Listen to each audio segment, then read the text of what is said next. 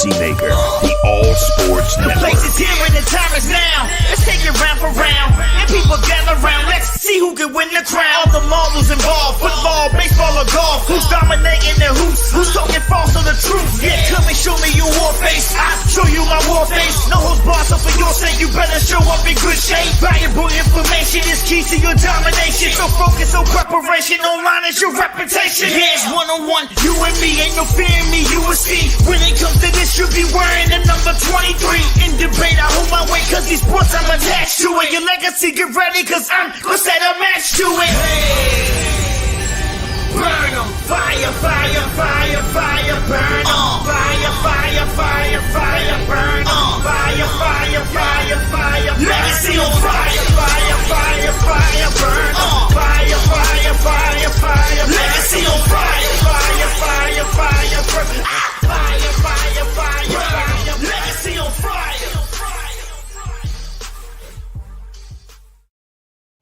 This week's panel: Jay Quimby, Robb Johnson, Lamonte Thomas, and special guest from the three-point conversion, Danny Thompson.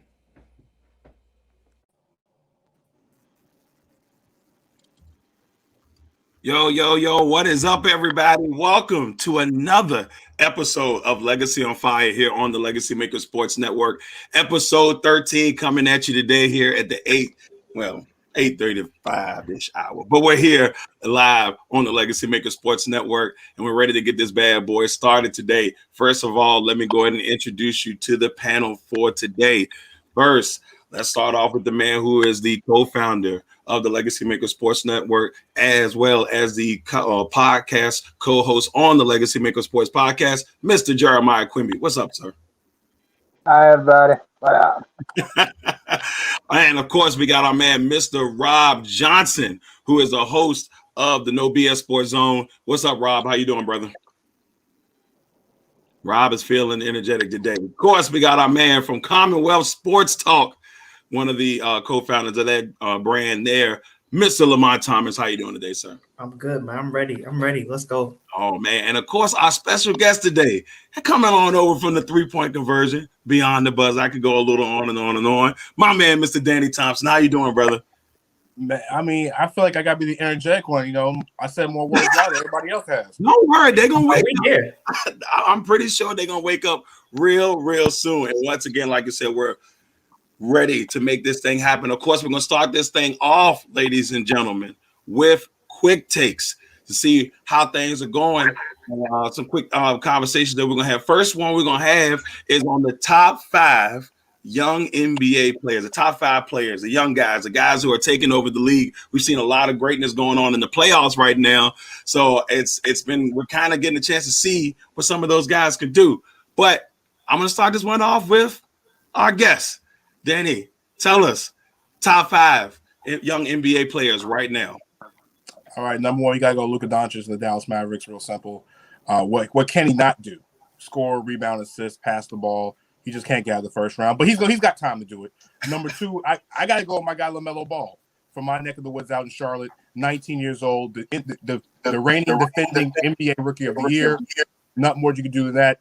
Let me take Jason Tatum of the Boston Celtics, along with Devin Booker of the Phoenix Suns. And last but not least, I'm taking John Morant of the Memphis Grizzlies. All right, my man Danny. All right, next one. We're going to go with LT. Tell us. I'm not going to only get 30 seconds, but all right, let's go. So I got, based off what they're doing also right now, I got Devin Booker, number 1, Luka Doncic, Trae Young, Donovan Mitchell, and I have Zion Williamson. Really hard to leave Jason Tatum off the list, but just got to make a case for my man Zion. 27 points per game this year. He's 8th in field goal percentage. Let me tell you how many people he's outscored. He's outscored Jokic, Booker, Young, Kawhi, Paul George, Tatum, Kyrie, Donovan Mitchell all this year. All right, my man. Next, we're going to go with the man, myth, and the legend that is Robb Johnson. Robb, what you got for me? I decided to go with players that were under the age of 25. I was going to go number 5 with Demandas Sabonis. I think he's very underrated out there in Indiana. Number 4, I go Deandre Eden because what he's doing right now, especially what he did last night in the playoff game. I think that was very important, and I think it was important for his career. Number 3, I go Luka Doncic. I didn't put him higher because he has shown me more playoff success. At number 2, I would go with Donovan Mitchell because he got to the second round of playoffs. And number 1, definitely I go Devin Booker. He's on fire right now. All right. Devin Booker has been killing it. Jay, what you got here? Top 5 young guys. Number 1, I got Luka. I mean, we knew he should have been number 1. No ifs, ands, or buts. Devin Booker, exactly what Rob said, what he's doing in the playoffs. Zion, I just think he's got to get out of Louisiana. Trae Young, I still don't know what's going on with his hair, but I love his game. And Jason Tatum. What? All right, man. Like that. I know, Jay, that you had a huge man crush on Jason Tatum, and we can go back and forth. The 3-and-D, man. He is the mold that you want in that position. All right. Next on our quick takes, we're going to talk about Major League Baseball. Right now, Major League Baseball it's been a pretty decent season so far, but there's a couple of young stars that have been coming through the ranks here. The first person that screams in most people's eyes is Fernando Tatis Jr., but I want to hear from you guys. Who is the best young star in Major League Baseball? And Jay, I'm going to start with you. Ooh. I'm going with Juan Soto, and because of the simple fact of where he's at in just a couple seasons, ranked batter-wise, his OPS, only 5 people in history have been higher than him where he's at and where he's continued to be. And that is Mike Trout, Ted Williams, Jimmy Fox, Roger Hornsby, and Ty Cobb. Do I need to say any more? That's a pretty impressive list. Rob, who is the best young player in Major League Baseball? I was thinking Fernando Tatis. I was also thinking Acuna Jr. because, of course, I've been a long-line Braves fan, but I'm not here to give my opinion about my favorite team. I'm here to give the facts. And right now, Juan Soto is the best young player. You think about 7 games in the World Series, 27 at-bats. He had 9 hits, 3 home runs, had 7 RBIs. And you go back and look at his 2019 season, 34 home runs over 100 RBIs. I mean, they don't even think about Bryce Harper anymore. All right, Rob, loving it, brother. Danny, who is the best young star in Major League Baseball right now? Nobody's saying Fernando Tatis. I know you mentioned him earlier, but he is the best young star in baseball. Think about this. It's not even about numbers. Baseball needs somebody that people are going to watch. He's got the flair. He's got the style. He hits the long ball. He even does a split before he hits a 500-foot home run in Houston. That's just one thing about it. He plays the field very well. He plays hard. He plays the right way. And listen, bat flips, everything else in between. Baseball needs excitement. So the best young star in the game is the most exciting player, Fernando Tatis Jr. All right. Lamont, your turn, brother. Best young player. I'm sorry, Danny, but I got to give you the sweep. I'm also going Juan Soto, and I say that because he's the best guy to get on base. I mean, Tatis is right there with him, and of course he can do it and have a good glove, so that's always good. But I gotta go Soto here. And it's funny, I cut on the game. I don't watch a lot of baseball. I cut on the game to see them play my Phillies. What do I see with him? First at bat, hits the double and gets on base, and I'm just like, prove it. All right. So there it is right there on the best young player in Major League Baseball. I'm going for Tatis. I've been a Tatis guy. Maybe it's the hair. I don't know. Maybe it's because I want hair. But anyway, that's another story for another day. Next topic we're going to is all about Wimbledon. Wimbledon is coming up here soon, and Naomi Osaka will not be participating, dealing with some personal issues. So, Rob, I'm going to start this one off with you. What are your thoughts on this situation? I definitely think that at first I was thinking it might hurt. But as long as you have Serena Williams, as long as you have Federer and Nadal on the men's side, things will be fine. I mean, tennis is one of those sports where, you really either are into it or you're not into it. And if you have not followed the sport lifelong and you've just been hearing about the issues she's been having, then of course you may think about things. But I think overall, as long as they have Serena on the women's side, they should be fine. All right. This time I'm going to go to LT. LT, what are your thoughts on this situation? Yeah, whether it's the question about it hurting Wimbledon with Osaka not playing, I do think it does. I do think, she is, we talk about young stars in this other league. She's definitely a young star. She has a big following, using her ads and the likeness is definitely something that tennis is looking at. I mean, even the director himself of the tournament, Jamie Baker, he said that, he definitely keeping that line of open communication with her, and he wants to see the best tennis players play. I think the league has the same feeling. All right. We're going to go to, I believe we haven't went to Danny yet. Danny, what are your thoughts on this? I mean, I kind of agree with something LT said, because of the fact that tennis is a sport where it's about names. And, Rob mentioned Serena Williams, but Serena's not the best player in the world anymore. Serena has been proven to be beatable over the last few years because she's gotten older. I mean, she's not the same player it was 10 years ago. If this was 10 years ago, then yeah, we don't need Naomi Osaka. The best players need to be playing. Naomi Osaka is the best women's tennis player in the world. And on the biggest stage where you have, everything on the line, you need your best player on the floor. So, yeah, it's going to hurt without Naomi easily. All right. Now, last but not least, Jay, what are your thoughts on this topic? I agree. It's hurting because she's number one. You want to see the top players at. I mean, it's Wimbledon. This is back in the day it was bigger than the U.S. Open. Right now they're kind of tier and tier, but I mean, it's one place that she hasn't won yet. You want to see her there. She is the next stopgap for the generation of tennis stars. You want to see her there.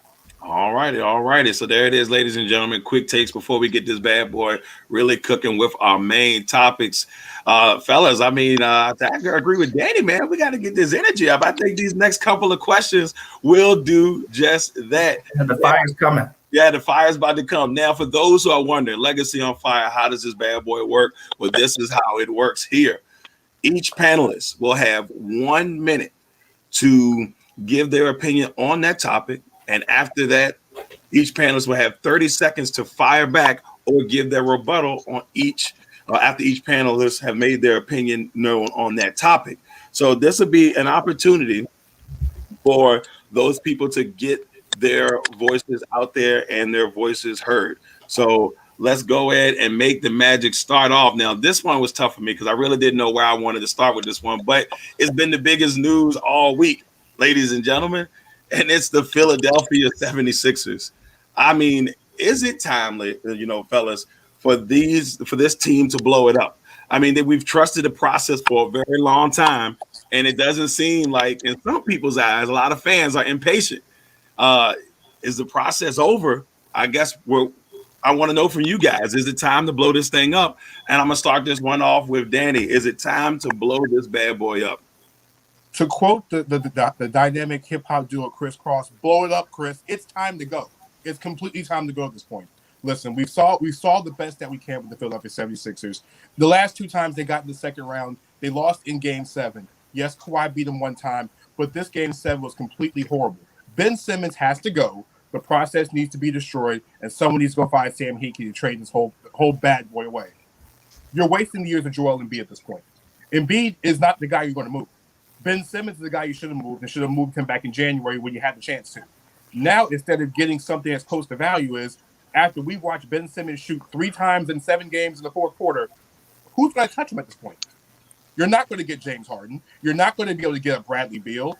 You'll be lucky to get D'Angelo Russell at this point. Oh, shoot. You're not getting much of this time. Guess what? You should have kept Jimmy Butler, and that's gone. So what's Philadelphia got to do? You got to blow this entire thing up, because this wasn't Doc Rivers' fault. It's Ben Simmons' fault. All right, Danny, that's how you bring it to get this bad boy started. I'm going to go with LT next. Is it time for the Sixers to blow this thing up? Blow it up. All right, listen up, man. They came. Their motto was trust the process. Their process was with Elton Brand and Brett Brown. Let's be real, right? Like, just like Danny said, that that 2 years, the first 2 years, they third in the East, right? You're looking good. Okay, but you get rid of those front office guys. So now you get Doc to come in, a veteran guy. You win first in the East, and you get bounced, right? And you get bounced ugly. So I think more of the question is, what's the best place for Simmons? It's definitely not Philadelphia. I would say he should. He's basically a Draymond Green, right? He can pass, he can handle it, but he's not a real big shot. So go to I don't know, Miami. That's a good spot for you. You got a lot of shooters, but I'll even do you better. I'll save you, Darrell. Hold on, Boston Celtics. That's a good spot. Atlanta, somebody with a lot of shooters. He's a good guy, but he needs to be in the right system. All right, I'm gonna buzz you just because you said Miami. I don't know. I mean, but you know what? I think I see where you were going with that, LT. I'm very interested. Now we're gonna go to Jay on this one. What's the deal with the Sixers, man? Are we blowing this thing up? Definitely got to blow it up. I mean, how many number one overall picks did they have, and they've got nothing to show for it? Joel Embiid can do so much, but you need to have more. Why did they get rid of Fultz and not Simmons? This is my thing. Change of pace. He hasn't improved since he was in high school. He's still the same player. He can make a jump shot. He can defend. Send him out. He's got to go. I mean, you look at their entire list of players, Embiid's the only good player. Everybody else is either really old or really young. There's no in between. All right. That's a good argument there, Jay. Next we head to Rob. Rob, what are your thoughts on this? Is it time to blow the 76ers up? I thought it was, but this is what I'm gonna read. I need more time. 2005 to now. Let me make sure I have them. Sorry. 38 and 44, 35, 47, 40 and 42, 41 and 44, 27 and 55, 41 and 44, 41 and 41, 35 and 31, 34 and 48, 19 and 63, 18 and 64, 10 and 72, 28 and 54, and then you have the last 4 years, 52 and 30, 51 and 31, 43 and 30, 49 and 23. You better be damn sure. You know what you're doing. I understand Ben Simmons doesn't know how to shoot, and I made fun of him this week as well. But I'm here to ask the Philadelphia Sixers fans, are you ready to go back to 10 wins a year? Are you ready to go back to being a mediocre team? Because that's what you would be if you blew this up.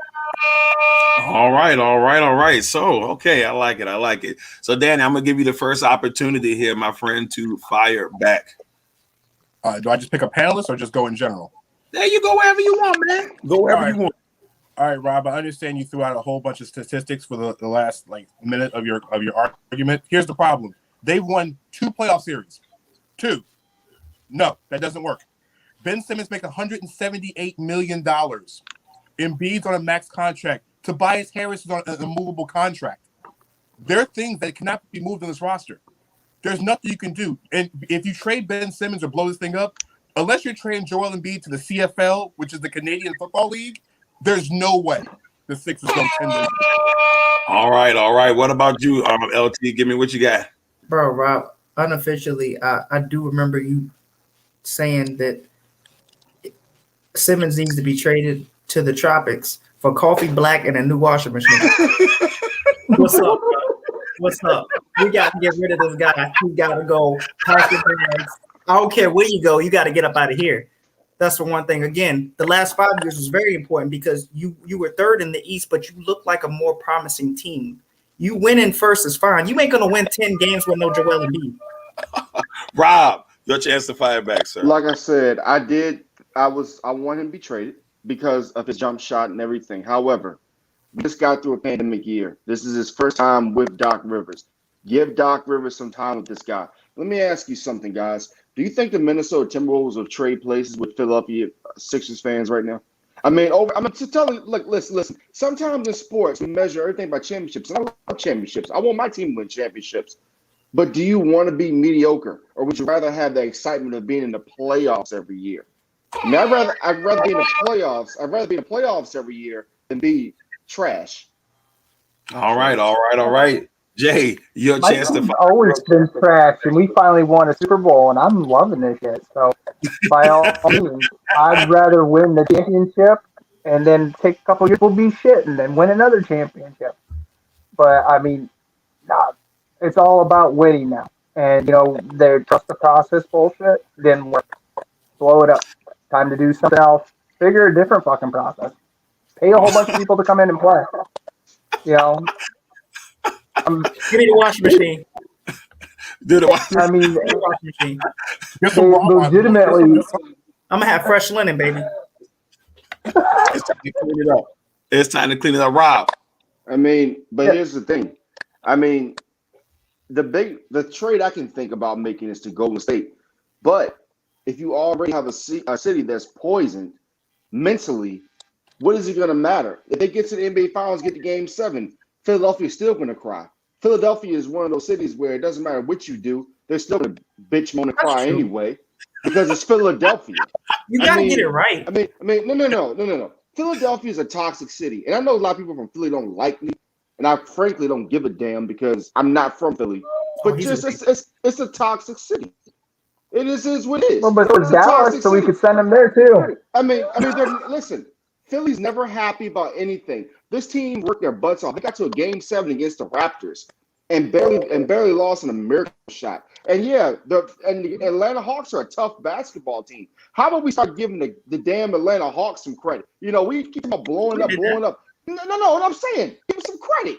Give the Atlanta Hawks some damn credit. Aren't the Clippers better without Doc Rivers this year? Listen. Ben Simmons can fix his shot. You know why? Do you know why? Because Markelle Fultz fixed his shot. Doc Rivers. No. That's after he shipped him from Orlando. The washing machine, son. That's after he shipped him from Give Doc Rivers a year with this guy, okay? Just give him a full year. Give him a full year. Fresh linen. But Gordon Doc before he was in Philadelphia. All right. I love it. Turkey sausage bagel from Wawa. We're going to head to our next topic. Now, our next topic has to do with these two gentlemen that you see on the screen, Mr. Carson Wentz and Jameis Winston. Now, the question at hand is, who is under the most pressure this year? You look at these two guys, you know, obviously Winston had that rough go in Tampa Bay that last year, even though he threw for 5,000 yards and all that good stuff. But now he's the man in New Orleans. And then you got Carson Wentz, who got traded to the Colts in the offseason. And guess what? He's back with his old offensive coordinator. So, I mean, fellas, the biggest one here is, you know, who's under the most pressure in this situation? Like, who is under the most pressure to make this thing work? And I'm going to start this one off with LT.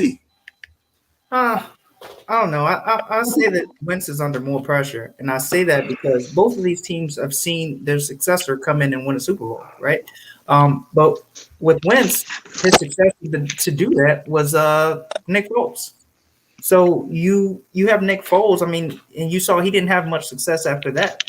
So I'll say with Jameis, I mean, he's going to be what he is. Like you said, he's a slinger. He's going to Fitzpatrick you. You know, he'll throw you 5,000 yards. There's going to be some picks. He's a slinger. He's going to sling it, and he's going to risk it. He's going to risk it for the biscuit. That's what he do. And I get it. You know, he was more sought after, you know, since college. You know, he was the bigger name. But, you know, again, Philly was high on Wentz, right? They were trying to talk MVP for him that season. He messed around and came back, and he has not been the same. So I say the more pressure is on Wentz. All right. Jay, I'm going to swing to you on the next one here. Who's under the most pressure? And I know you got a little bit of, you know a little bit about this one. So who's under the most pressure? Because, like, I watched Jameis's workout video. Bag, no hit back. That's all I got on that one. But, I mean, Jameis Winston in the average, you know, the Saints got to get used to this. They went from having Drew Brees for the last 15 years. So what the hell's going on? And we're not even talking Taysom Hill's there, and he's getting a lot of money to run gadget plays and play special. So Jameis has got to be the one that's under the most pressure. Wentz, he is just a small band-aid right now because Easton's still there. They drafted Sam Ellinger and for Colts. So there's a bigger picture there. So they just want Wentz to come in and start winning games, get the system set up. Jameis, this is your chance. You're either going to make it or just throw 30 picks. If I want to watch 30 picks in a short amount of time, I'll watch Jameis Winston's season. Oh, shoot. Rob, I see you shaking your head. I see you shaking your head, so I got to come your way next. Who's under the most pressure? Listen, I love Tampa Bay because they got Tom Brady, etc. But look, let's just keep it real, right? There was a pandemic. Nobody was in the stands. They played a team that barely has 7 wins. They played a team with a quarterback who had a noodle of an arm at the end of his career. They played a team in Green Bay who chokes all the damn time. And then you play a team, and then it is what it is. It is what it is. and then you play a team. And then you play a team. Hey, I'm talking. And then you play a team who don't have an offensive line. Jameis Winston, in my opinion, if he plays with the Saints, he will do very well. Now, let's get to that guy, Carson Wentz, who keeps getting excuse after excuse after excuse after freaking excuse. I mean, how many picks does he have to throw? Did you see him in game 1 against Washington? You know how the team with no name? He made them look like they had a name. He gave them a game. I mean, Carson Wentz didn't even get dressed in the last game of the season. He has no heart. At least Jameis Winston goes out there and tries to put his heart on the line. At least he actually won a national championship in real college football. And the pressure is on Carson Wentz because Carson Wentz is with a Super Bowl ready team. I mean, it's trash, man. It's trash. It's trash. Just like Philadelphia's trash. You on fire, bro. Get it out. You on fire. We're gonna go. So Danny, your thoughts on this one? Who's under the most pressure? How do I follow that? So listen, the guy who's under the most pressure is very simple. It's Carson Wentz. Thank you. Yes, Carson Wentz under the most pressure because guess what? His head coach is Frank Reich, who coached him in Philadelphia. Frank Reich's entire coaching situation, wherever he's going to be a coach, is now resting on Carson Wentz at this point. Do you know Frank Reich is about to put himself on the cross for Carson Wentz, a quarterback who's above 500 one time in his career, that makes more money than probably Ben Simmons does and puts up the same effort as Ben Simmons. Okay, Philadelphia quarterback, Philadelphia point guard, the same thing. If Carson Wentz fails, Frank Reich is right out the door, so they'll be unemployed together. At least in Jameis' situation, the Saints have to they're understands the year of transition. If he throws for 30 touchdowns, there's no pressure. If he throws for 30 interceptions, they got Taysom Hill. The person under the most pressure is number 11, Indianapolis. All right, I love the heat. It's starting to crank up a little bit, y'all. I can feel the warmness rising around here. Lamont, this is your chance to fire back, sir. Yeah, man, I'm still going with Carson. I mean, you know what really bothered me too? Hearing the language that Wright used about Wentz, right? When they got together, they asked him about him, and he said I think he said something along the lines of, we got to scratch everything that he's been through, everything that he's learned, and start over. When you hear that from a coach, that's a problem, okay? When you tell somebody they have to start over, that means his mindset is gone, his confidence is gone, everything that he's learned, it's not substantial. All right, Jay, your chance to fire back, sir. Jameis Winston won a national championship. Whoopee! It's not about then; it's about now. Okay. I agree with the Carson Wentz thing because Frank Reich's careers, but Winston was number one, number one, and best thing since sliced cheese. I just hope there's no Publix available down in Louisiana. All right, I'm going to swing this one to Rob. Let me tell you something. Right now in Houston, you got Mop and Glow at quarterback. In Tennessee, you got an average quarterback in Ryan Tannehill, where everybody thinks he's so good. Did you watch the playoff game? I'm going to tell you something. What's going to happen when it's all about the W, Rob? What's going to happen when Jacksonville rises up and Trevor Lawrence as a rookie is a better quarterback than Carson Wentz? And here's the other thing about Frank Reich. You put your whole life and career on this guy. You took the leap. You got on the internet and got you a girlfriend on the internet that you think that they're going to screw you in the end because Carson Wentz is a jerk and he is a bust, just like Philadelphia. All right, Danny. You got some PTSD coming back. It's okay, bro. Your chance to fire back, Danny. Got me pissed off, man.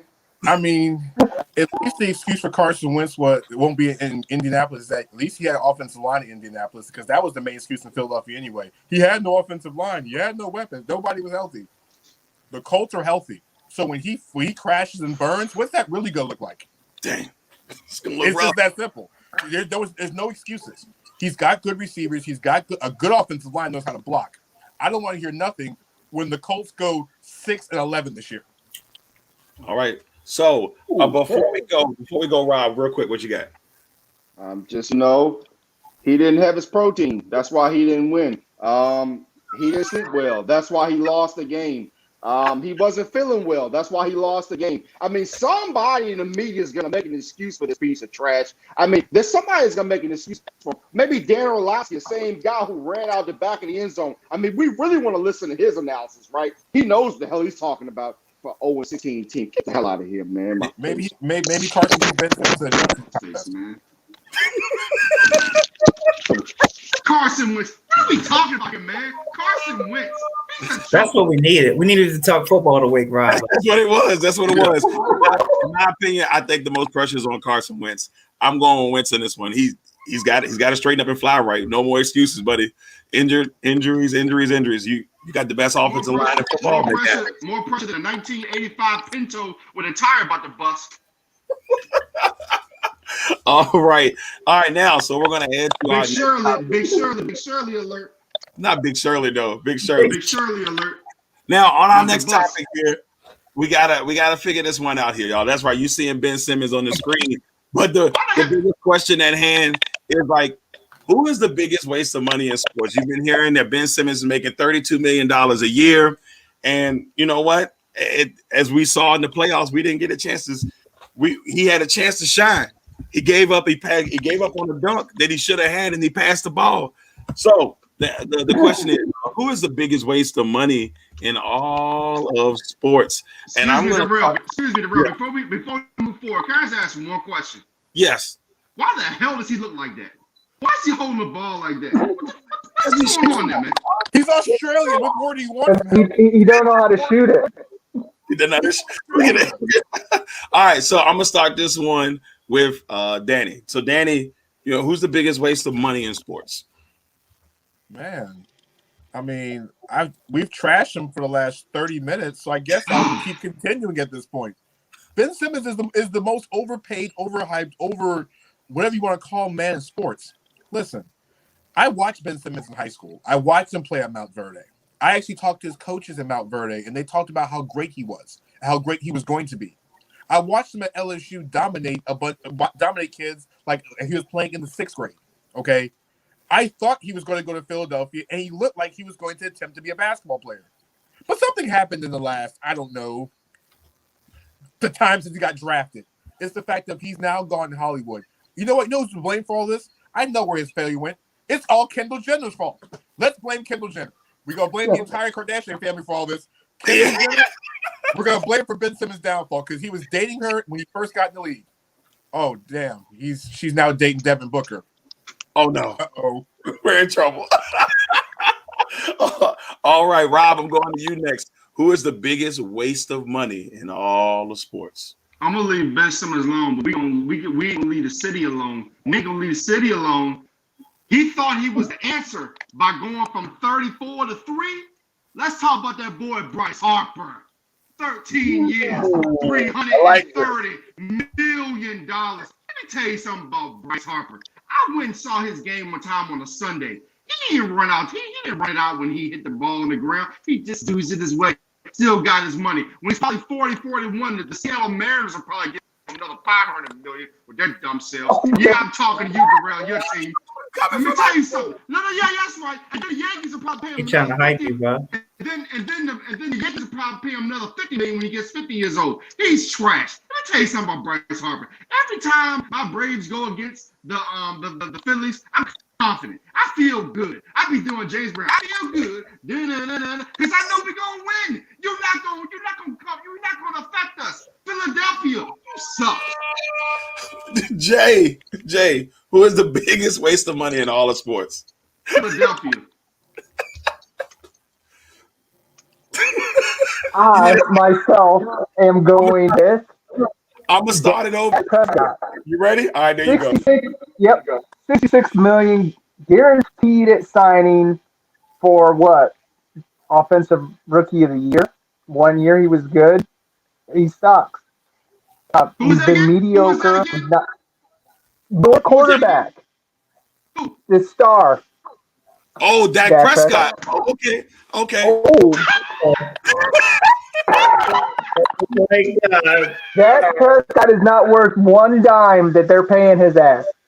He should not get it. Oh, wait. Oh, did I do something wrong?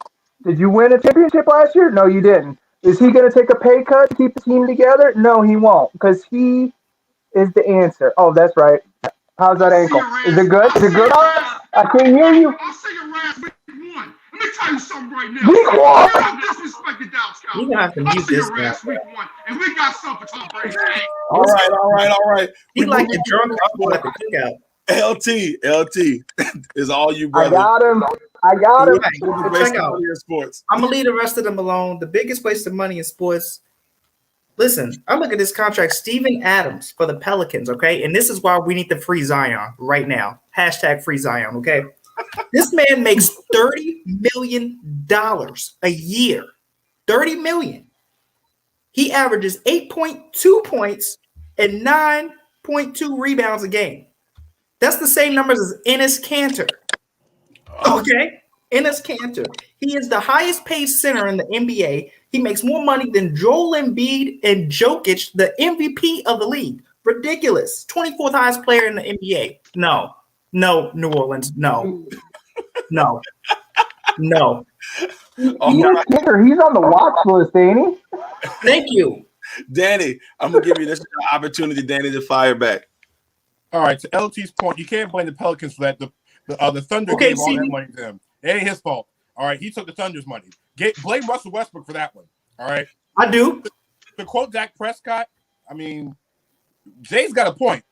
How many playoff games has Dak Prescott played in? How many games in February he played in? How many games in February he's played in? The same amount as Darrell's played, or the same number of games as the Packers have played. Hey, come on, y'all. Hey, let me tell you something, And also, Bryce Harper, listen. Wait a minute. Bryce Harper gets jersey sales. I get it. You know what, Rob? I get it. You must be a Washington Nationals fan because guess what? You are really butthurt that man left Washington to go to Philadelphia. That's what it sounds like. All right, Rob, this is your chance to fire back. Yeah, Daddy. Hey, Dane Thompson. My name is Rob Johnson. Let me introduce myself to you. What the hell happened to the Washington Nationals when old Sonny Boy left? They won the World Series. And back to you, Jay. Let me tell you something. Week 1, when Dak is finally healthy, we're coming into the Pirates Dome. We're going to set the little things y'all set off. We're going to score a whole lot of points. I see your ass week 1. I can't And wait. he's not overpaid. That man earned his money. That man was rookie of the No, year he didn't. when Tony Romo broke his back, son. What are you talking about, man? Jay, your Get chance, with that mess, man. your chance, Jay, to put out the fire, Jay. Rookie of the year. That was 5 years ago, man. This is 2021. And I will look forward to JPP beating the shit out of him. Oh yeah. His face. Rob, you actually got blood flow. It's nice. I know I can't wait because you guys got on defense?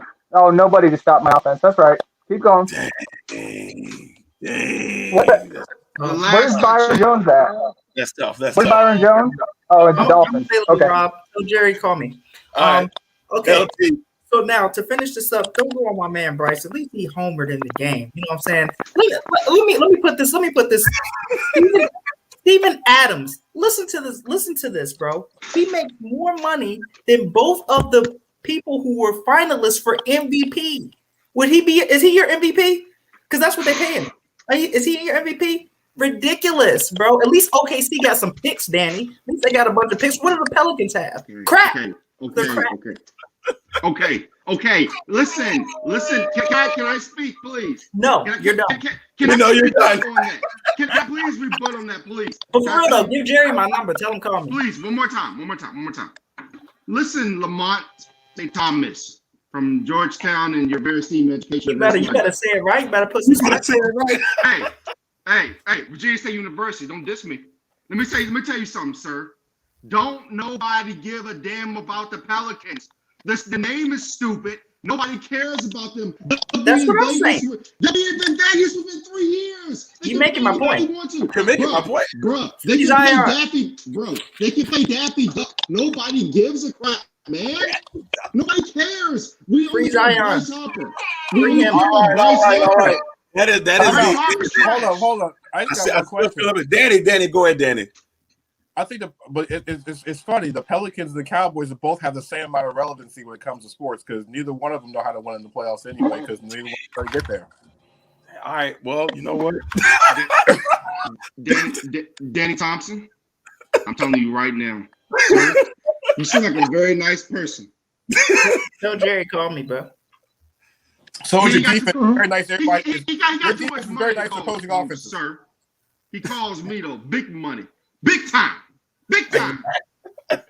Oh yeah, Big time Kimmy Jim. Dan Thompson, if you ever in your life compare the New Orleans Pelicans, a bird, to the Dallas Cowboys, sir, we're gonna have to meet in the middle for a whole same amount of championships since they became Championships in the all right.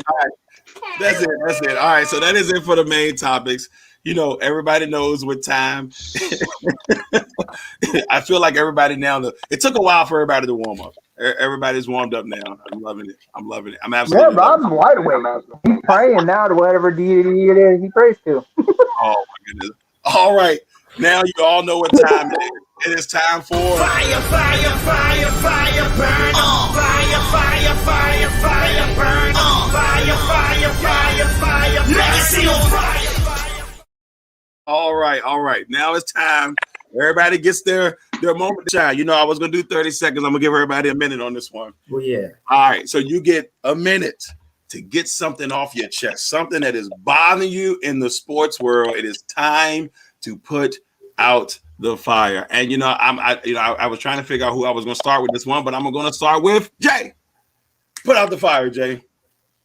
Let's go. Jason. Okay, mine is. Well, no, my new headphones are dying on me already. But so, what's up with this MLB shit where every couple innings now the managers or the umps are patting down the fucking pitchers?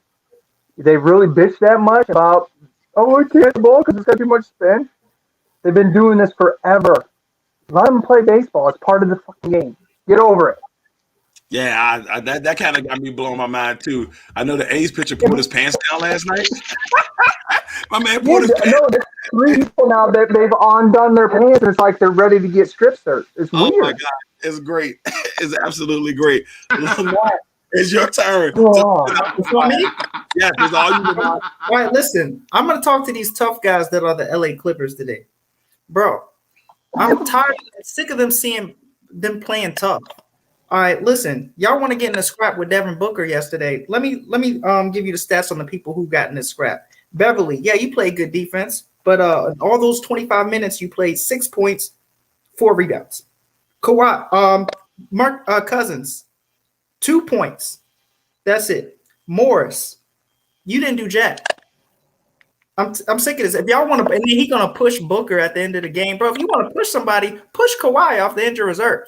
All right, push yourself to actually make a contribution to the game, or push your team to get to where you guys have never been before. That's because that's what the organization's mantra is. So stop with all that tough guy stuff. To make it happen or keep it moving. Straight up. He did give 3 extra stitches though. Yeah, and he still got 20 of them things in his face. He got 20 of them things. 20 Booker, hold that. Rob, this is your chance to put out the fire, sir. Hey, bro, you said something about a pitcher pulling his pants down, right? Yeah. Yeah, well, guess what? I pulled my pants down, pissed on the process. Let me tell you something. I'm so sick and tired of you Philadelphia fans. The process. You know what the problem is? You Philadelphia fans, y'all living in the matrix. Y'all are living in the matrix. Y'all think everything is supposed to be what it is. It's not. Let me tell you something, everybody. I've been hearing about the process from this Philadelphia fan to that Philadelphia fan. Trust the process. I even did it in Tom Montgomery's voice.